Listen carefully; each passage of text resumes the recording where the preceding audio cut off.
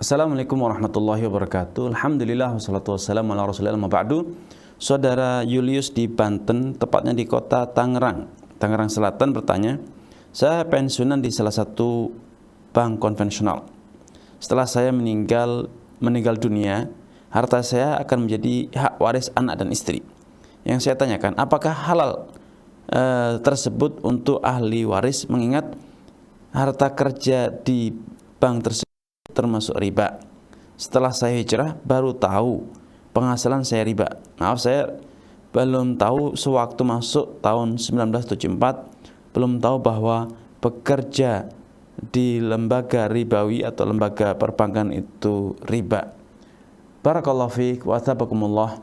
Semoga Allah SWT tambahkan taufik hidayah kepada saudara Julius, keluarga dan juga seluruh pemirsa dimanapun Anda berada. Allah Subhanahu wa Ta'ala dengan tegas telah mengharamkan berbagai macam praktek riba. Ya ayyuhalladzina amanu taqullaha wa dharu ma baqiya minar riba. Wahai orang yang beriman, bertakwalah kalian kepada Allah dan tinggalkanlah riba yang belum sempat kalian pungut.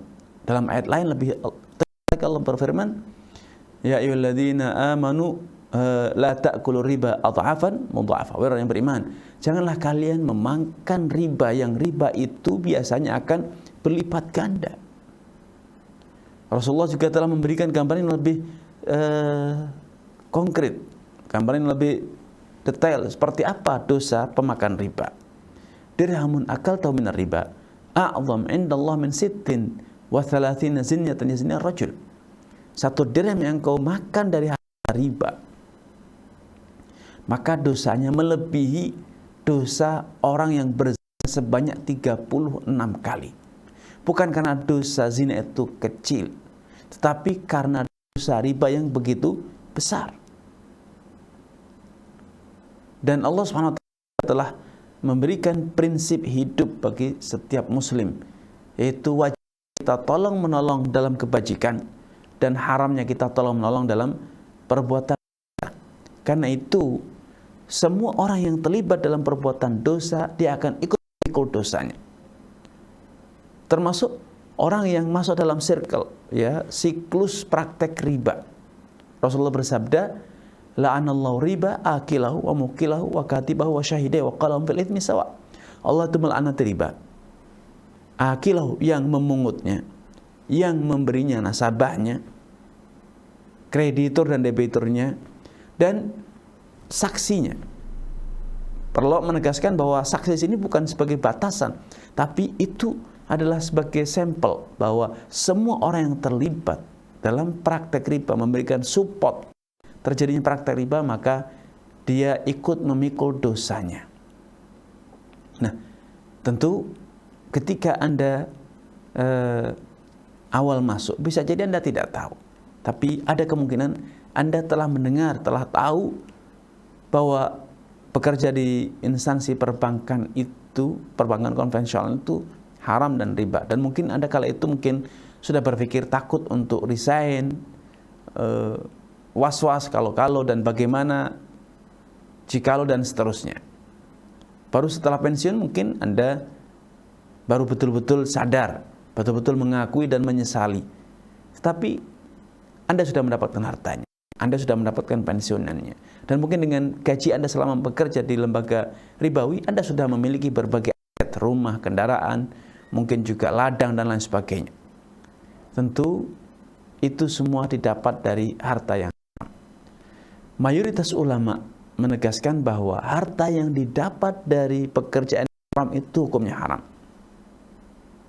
Dan bagi yang bertobat, betul-betul ingin bertobat, maka dia diharuskan untuk berlepas diri dari harta tersebut. Namun Al-Imam Ibnu Taimiyah rahimahullah ta'ala menyatakan bahwa orang yang betul-betul telah bertobat dan telah berhenti, menyesali, dan betul-betul memohon ampunan kepada Allah Ta'ala, sehingga praktek haramnya itu betul-betul telah dia tinggalkan, maka dia boleh menggunakan sisa atau menggunakan harta yang telah dia miliki, walaupun harta itu dia dapat dari pekerjaan yang haram sebelumnya, dengan catatan dia betul-betul telah bertobat, misal dan memohon ampunan kepada Allah Subhanahu wa taala. Adapun masalah status waris, maka otomatis harta yang Anda dapat itu akan diwarisi oleh ahli waris Anda, dan mereka mendapatkannya bukan dari jalur riba, tetapi mereka mendapatkan jalur waris, sehingga mereka tidak ikut menanggung dosa Anda. Kalaupun itu dosa, maka hanya Anda yang akan menanggung dosanya, kecuali bila mereka dulu merestui, mereka tahu tapi merestui Anda, tidak menasihati, tidak menegur, maka mereka ikut berdosa karena merestui perbuatan dosa Anda.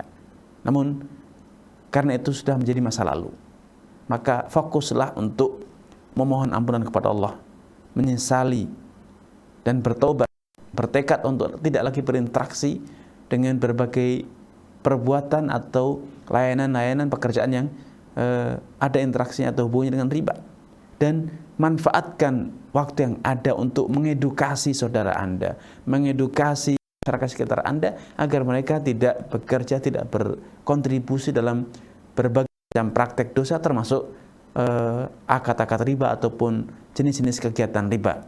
Wallahu ta'ala a'lam.